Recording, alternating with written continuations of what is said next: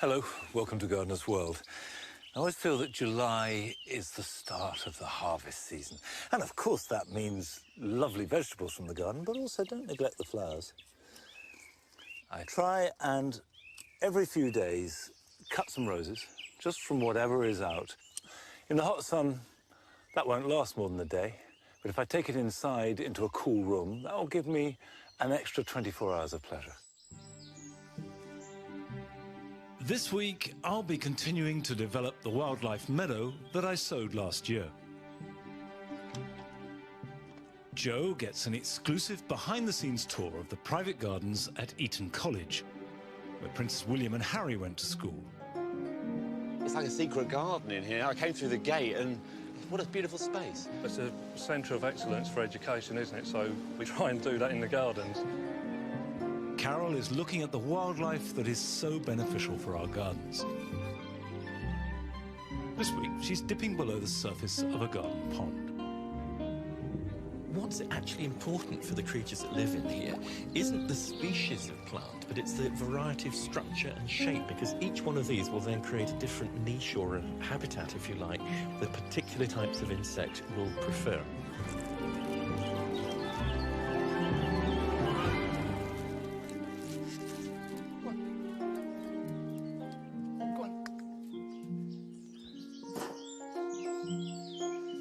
Every year, I try and plan it so I have new potatoes on my birthday, which is at the beginning of July. So now is the time to see if they're ready. You can tell if potatoes are likely to be ready by a number of things. The first is they must flower. And these have flowered and finished flowering, so I would expect there to be tubers.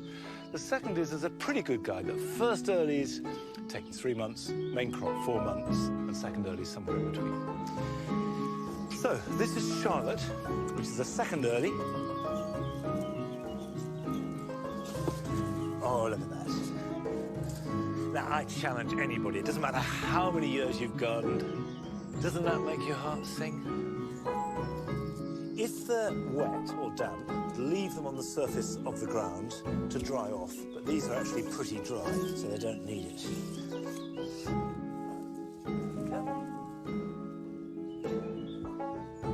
A little bit of green on that. The green is poisonous, of course. You shouldn't eat that.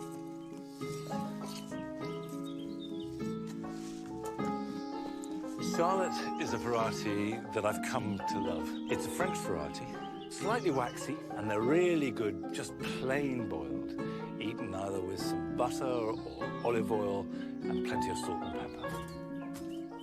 It's worth taking some trouble to get every last little one out the ground, because the chances are they will grow new plants next year. And that might sound like plants for free, but there are two downsides. One is that you grow potatoes on a rotation, so they'll be growing up through a different crop next year. And two, potatoes can accumulate viruses, so it's not a bad idea to buy fresh every year from a reputable grower. Right, that's enough potatoes to keep the Don household going for the next few days. The rest can stay in the ground. Over here, I've got some courgettes, and courgettes have done really well so far this summer. I wouldn't want a courgette any bigger than that, and I'm very happy to take them quite a bit smaller. This is a variety called Black Beauty. Obviously, the more you pick, the more that will grow. And of course, you can eat the flowers on the end too. There's a delicious dish, which is to deep fry them in a very light batter and stuff them with a soft cheese. So you have this hot, deep-fried flour and then the warm cheese, and then that sort of melts through it and it's slightly crispy. It's absolutely delicious. Now, these are vegetables ready for eating now, but I want to clear a bed so I can plant out some veg that will give me a harvest later on in the year.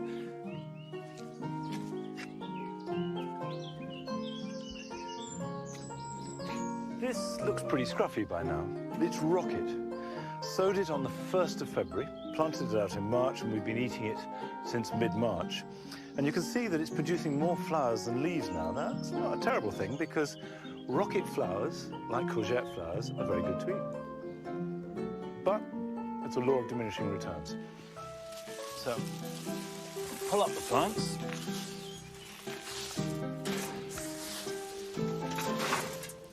There is already a lot of organic material in this raised bed, but it's a good idea every time you clear a crop to add a thin layer of compost, and that just recharges it. I'm going to plant some sweet corn. It needs a sunny position and good, rich soil, and I'm going to space it quite widely apart in a grid, and the grid is really important. That's because sweet corn pollinates via the wind. The wind blows the pollen from plant to plant. If you have them in a grid, it doesn't matter which direction the wind is coming from, they will all catch it at some point and they will all be pollinated.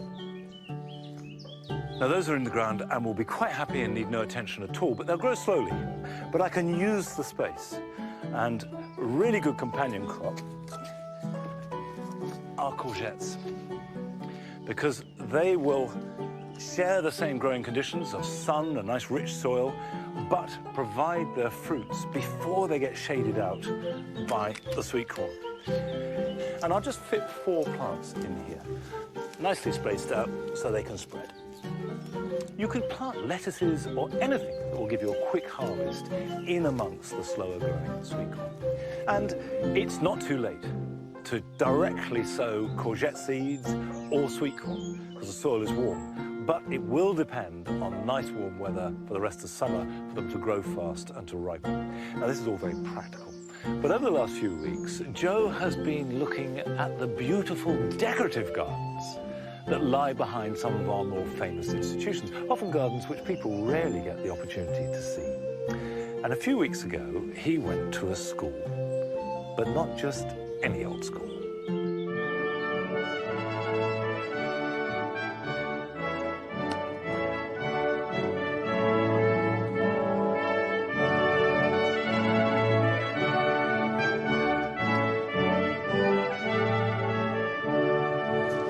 Eton is probably the most famous public school in the world. It has a long list of distinguished former pupils, including 19 British Prime Ministers and the future King, Prince William, and his brother, Prince Harry. The college was founded by Henry VI more than 500 years ago. Today, the grounds cover 900 acres, including numerous sports pitches and several private gardens. These hidden gems are only open to the public one day a year for the National Garden Scheme.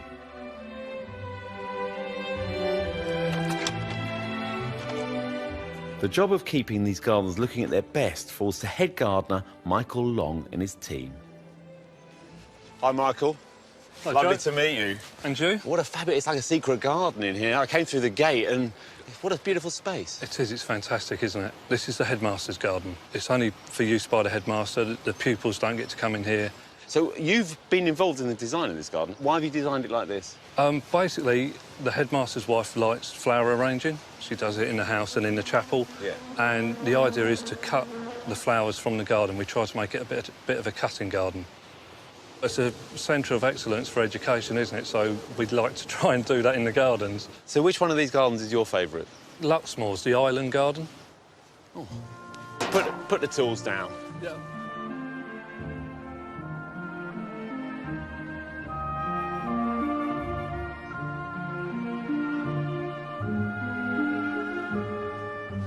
Wow, this is a beautiful bridge, isn't it? It is, isn't it? Stunning. So this is the River Thames? Yes. OK. So you'd never know it. Beautiful.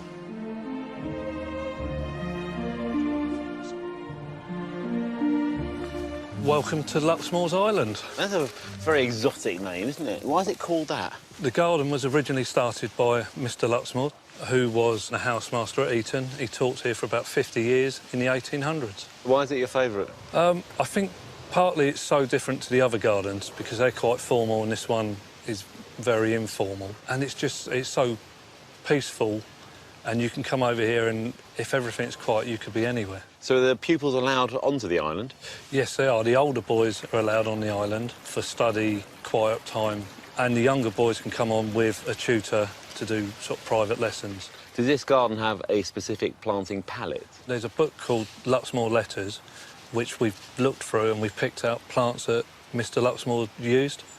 So we use similar plants to those. There's things like hemerocallis, roses, irises. Yeah, also traditional English garden plants, really. Yeah, a lot of these plants have been here quite a while. In a way, you're gardening in a snapshot in time. Do you feel a real responsibility? Yeah, absolutely, because this garden's hopefully going to be here another 100+ years. You know, so we've got to look after it for the next generation of gardeners to take over. Eton hasn't just educated British royalty. Members of royal families from around the world have come here, including many years ago the King of Siam, who donated money which was used to build another garden, which feels quite different from the others. Oh, this is beautiful, this garden. I love the sunken nature of it. This was originally done in 1929, but it's recently been redesigned. You can tell it's got a slightly modern edge to the planting. Yes. But a lot of harmony. It looks fantastic, I have to say. It's nice. They're all small beds, so you can get to everything quite easily. The iris and the catmint and the hesperis with the cow parsley, that is beautiful. It's very nice, and I mean, it's the one everybody sees. This is the one garden that everybody who walks past sees. Because, the public can walk past here. Yes. Another garden is for the use of the provost, who is officially in charge of the college and appointed by the Crown. This is my first time ever in these gardens, and I think it's fantastic that you open them to the public on a Yellow Book Day. Well, we love to see the public here because we're proud of what the gardeners do. I mean, it's lovely to see people coming through, real experts, a lot of them, talking in horticultural Latin, which I'm afraid is beyond me. They're incredibly lucky, the boys here, to have this beautiful surroundings. And the fact is that we do seem to produce a steady stream of good gardeners. Yeah. So some of it gets into their minds, I think, and a lot of them do appreciate just the sheer beauty and the luck they have to be in these surroundings.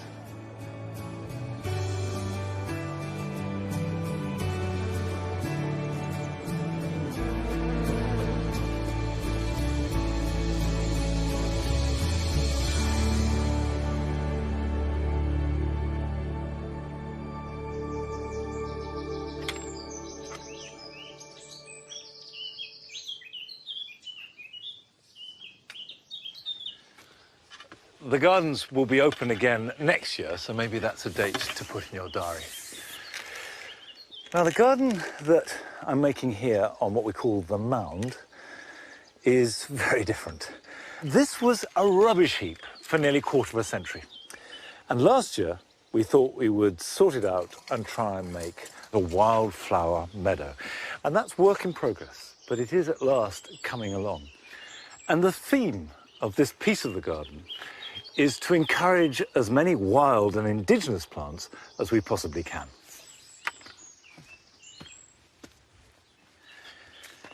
And it certainly is beginning to look a bit wild. But this was sown just about a year ago.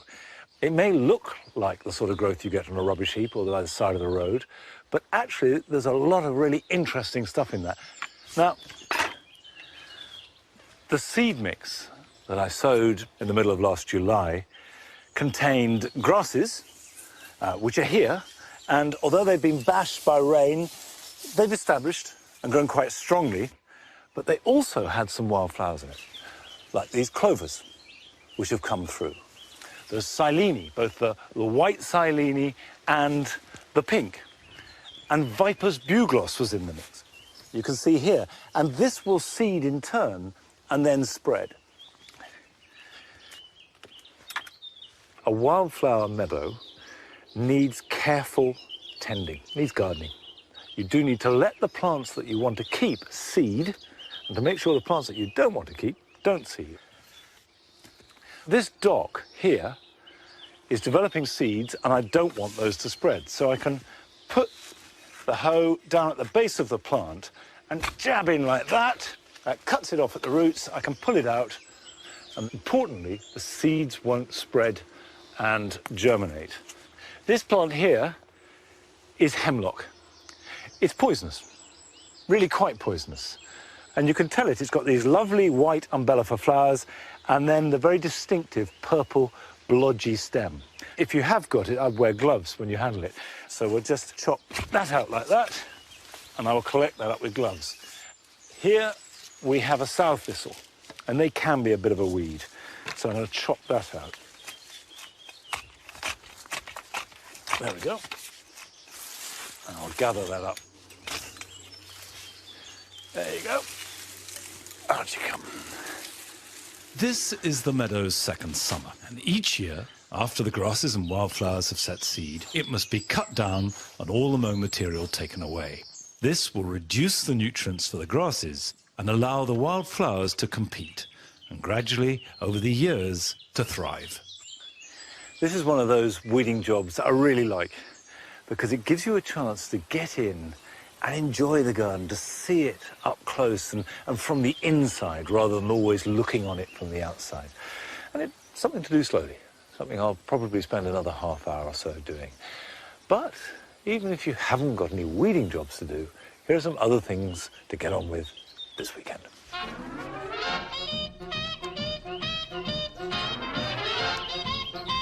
If you grow chives, they may well not be looking very good at the moment. However, you can easily rejuvenate them by cutting them back hard to the ground. Give them a really good soak, and within days, you'll have a fresh flush of foliage.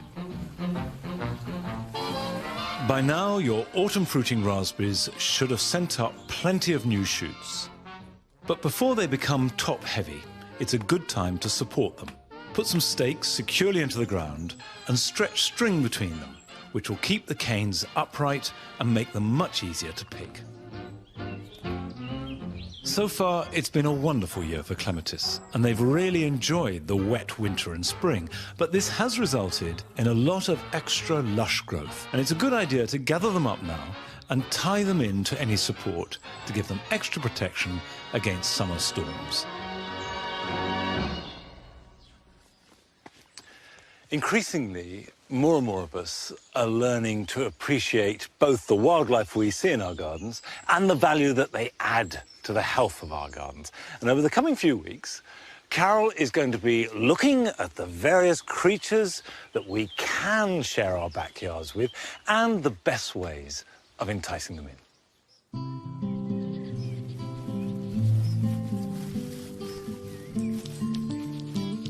In sunny borders and in shady corners, under rocks and amongst the trees and leaves, live a myriad of creatures, part of an intricate chain to which we all belong.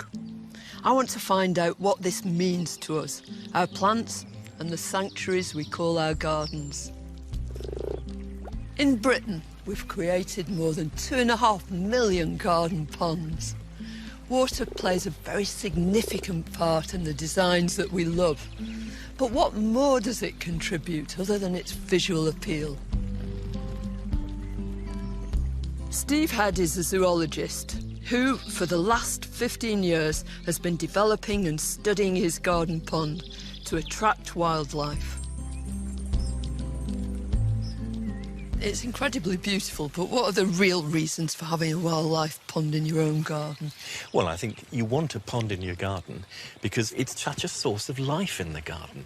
Because so many specific insects like the pond, need the pond, but then there's all the other creatures that will make use of it, including some quite unexpected ones.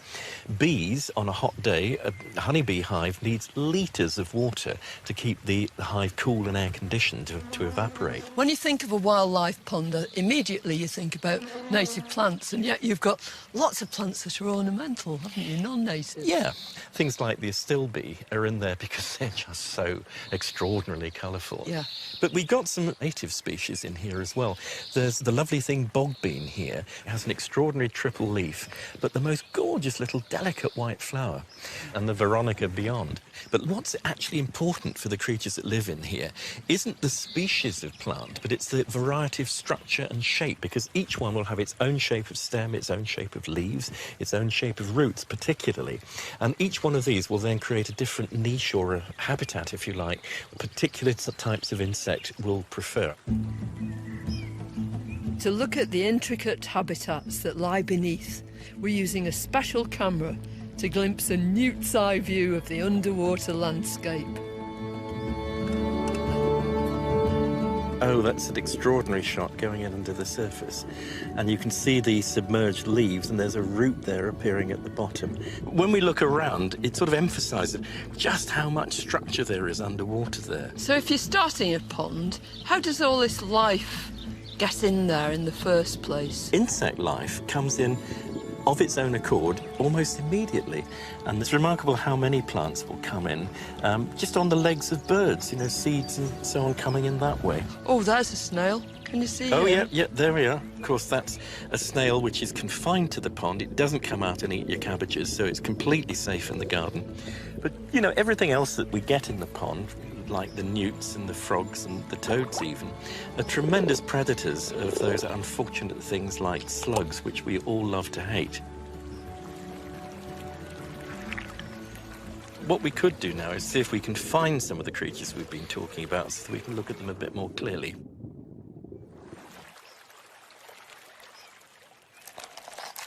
Let's have a look what we've got. Let's see what we've got in here. Got quite a few bits and pieces. I think the star in many ways is that caddisfly larva. Or rather, we're not actually seeing the larva which is hiding away inside this case, which is made out of little tiny dead shells and bits of vegetation glued together. You can actually see snails' shells, can't you? And, of course, we've got lots and lots and lots of snails in here. Snails live close to the surface, don't they? And They live quite... hoover everything up. You even see them actually upside down feeding off the surface layer and generally keeping the pond really clean. But, I mean, the most handsome things in here are the newts. These are the common newt. Yeah. Newts have got a fascinating life cycle. And what happens is that they come into the pond sort of February, March, and they mate, and then the female lays their eggs, one at a time generally, on a little bit of flat pondweed, which they then fold over to protect it. And when the eggs hatch, they turn into an extraordinary tadpole-y thing. It's got external gills, and they'll live as a tadpole usually for 6 months or so. And then they lose these gills, they become air-breathing, and they climb out of the pond, and they stay out of the pond for anything up to 2 years, feeding completely as if they were terrestrial animals. And then, of course, when they're ready, as the first warm days occur in late winter, early spring, back they come to the pond, and they start the life cycle over again. We've got something else in here which I particularly like, and that's this wonderful big dragonfly larva here. This is the tiger of the pond world. They're significant predators on just about everything else in the pond. Where are their eggs laid? The females lay their eggs directly into the water, at the top of the water, and they hatch out to make little tiny nymphs. And they grow up, they shed their skin several times until they get to this sort of size. How long does that take? Well, it can take 6 months, or depending on the weather and, again, the species, it can take actually anything up to 5 years.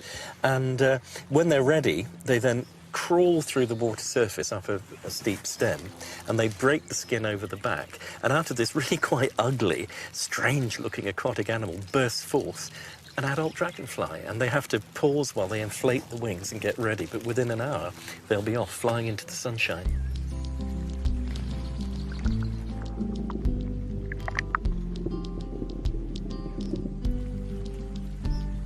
I think the thing is, even if you've got a really tiny garden, you can still have water in it, can't you? Yes, you can. And both the wildlife and us can really rejoice in this beautiful habitat we've created.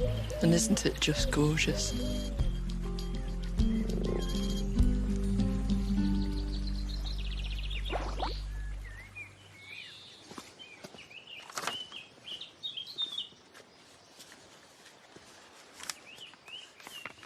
There's no question that adding the pond to Longmeadow has dramatically increased the wildlife, and the pond is bound to make your garden healthier and much richer. Now, I've been contacted by Tracy from Yorkshire, and she says, "Dear Monty, I was given a quince tree for my birthday, and I planted it last autumn, and it was doing really well. However, over the last few weeks, it's developed nasty brown spots all over the leaves and is now looking very sorry for itself. Do you know what it could be, and can it be rescued?" And the answer to both is yes. Now, this is quince leaf blight, and I've got it on my own quinces on the other side of the pond. It starts out as rather browny red blotches that then spread and become black, The leaves quite often then turn yellow and fall off. But actually, it's not a total disaster. The trees recover. Next year, there's no guarantee that they will get it and they will give you a really good crop of quinces. But collect up all the leaves and burn them. We've had a very wet, mild winter and spring. And this has encouraged the fungus that causes the blight. It's also encouraged powdery mildew. And my quinces, on the other side of the pond, have got both.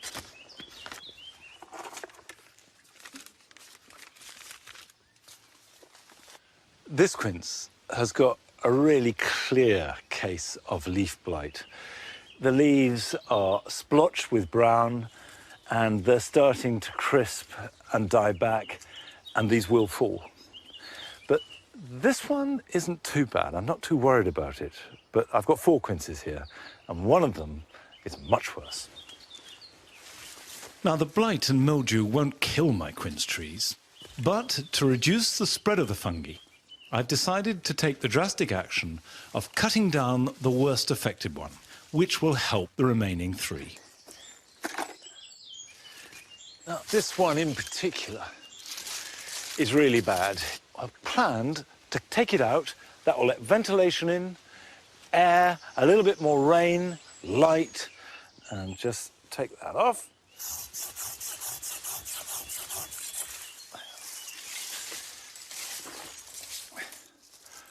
Look at the combination of blight and mildew on that. The mildew is a powdery, felted covering on the underneath of the leaf, and the blight is there too.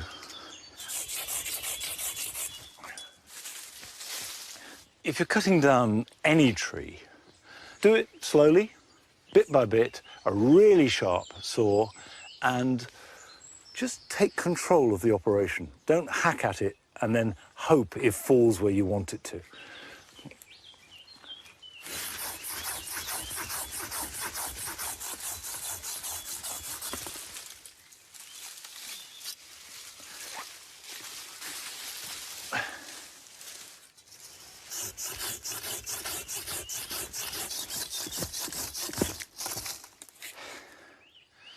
One quince less in my life. Now, I could dig out the stump, but I don't think there's any need. I'll plant around the roots and chop through them. And whilst it's sad, it's done well.